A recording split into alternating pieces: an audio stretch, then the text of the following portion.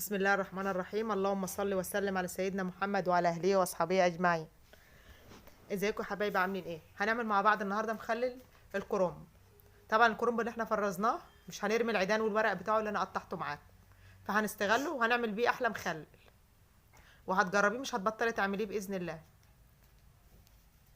طبعا زي ما انتم شايفين الكرنب ده اللي احنا فرزناه مع بعض، فالعيدان دي انا بستغلها قبل ما اسلقها، لان طبعا لو انسلقت مش هتنفع تتخلل.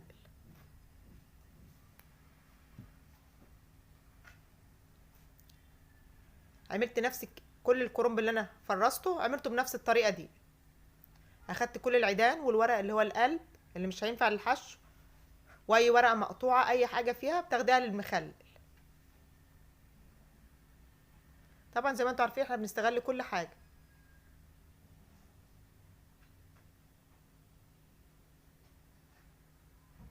طبعا انت بتقطعي العود ده لانه ما بيأثرش معاكي في سلقان الكرنب ولا في تقطيع الورقه ولا حاجه خالص. احنا كده كده بنتخلص منه حتى لو سلقناه.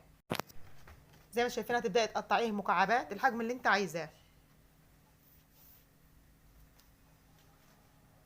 عشان كده اللي بنستغل لنا الكرنبايه ما خليناش منها كل اشياء، ما خليناش منها اي حاجه. كده خلاص بقى انا هغسله، وهبدا كده انا غسلته هبدا بقى الفه بالملح عشان يدبل معايا ويهدى شويه، ما يبقاش الورق بتاعه هايش. طبعا احنا غسلناه كويس، وهتحط عليه كميه الملح. طبعا الملح ده حسب الكميه اللي عندك.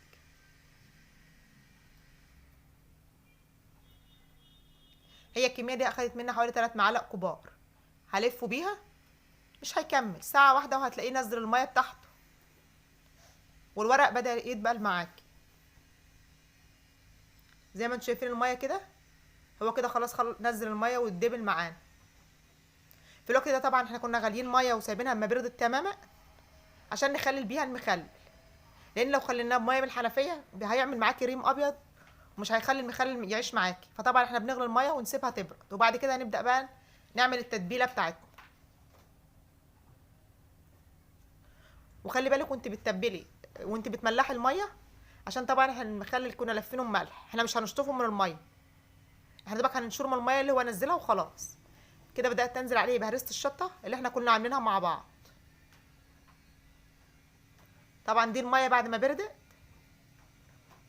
برضو نزلت بحوالي 3 معالق ملح، وهبدا انزل عليه. انت ممكن تدوقيه تكون حادقه شويه عن الاكل اللي احنا بناكله، تكون زياده شويه عشان يطلع معاك المخلل مظبوط، لان لو طلع الملح مش مظبوط المخلل هيطرى منك ويبوظ.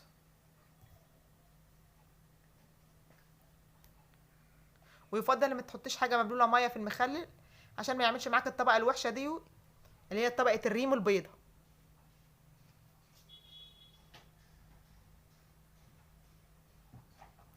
طبعا ممكن تخليه في علبه زي ما انا مخلله كده، ممكن تخليه في برطمان، اي حاجه موجوده عندي. كده بدات نزلت بالميه،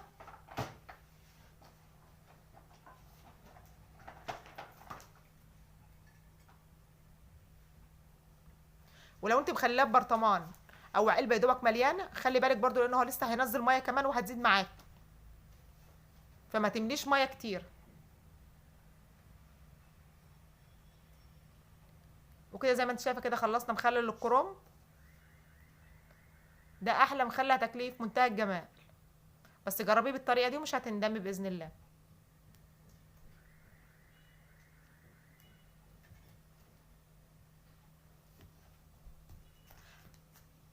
انا عندي حتى بيبداوا ياكلوا فيه هو لسه بعدها بيوم حتى. كده لقيته محتاج ميه زودتهم زي ما انتم شايفين كده. هبدا برضو اعمل معاك القرنبيط، والحاجات دي كمان ممكن تخزنها معاك رمضان، بس طبعا حاولي تخلي الملح بتاعها زايد شويه عشان ما تنهريش معاكي. وطبعا ما تحطلهاش اي خل، لان الخل بيهري الحاجه معاكي. طبعا دي القرنبيطه اللي احنا جبناها، طبعا فصصناها وردات زي ما انت شايفه، ودي برضو هرسه الشطه ودي الملح. انا ما بحطش ازيد من كده. ممكن تديله معلقه سكر. كده انا قطعت وردات. ده ممكن يقعد معاك رمضان، بس اوعى تحط فيه اي خل. هبدأ املى البرطمان.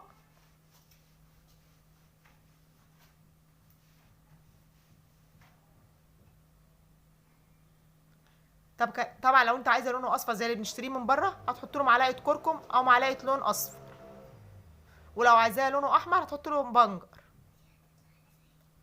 بس انا بصراحه انا بحب لونه طبيعي كده، لان الشطه طبعا بتديله لون،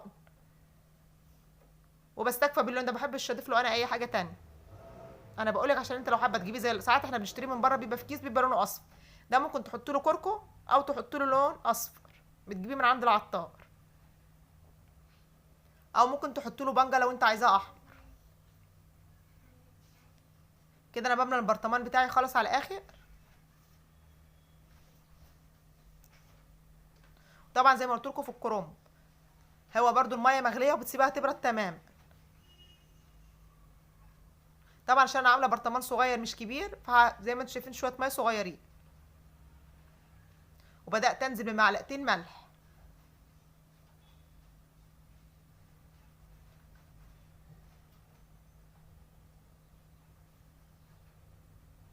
وما بيكملش معاكي كام يوم وممكن تاكلي منه، او ممكن كمان بالطريقه دي تفرزيه رمضان ما يجروش اي حاجه.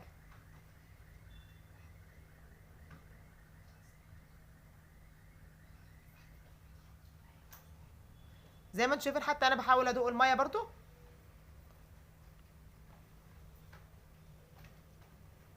عشان الملح بيكون زياده شويه للي اول مره يخلي.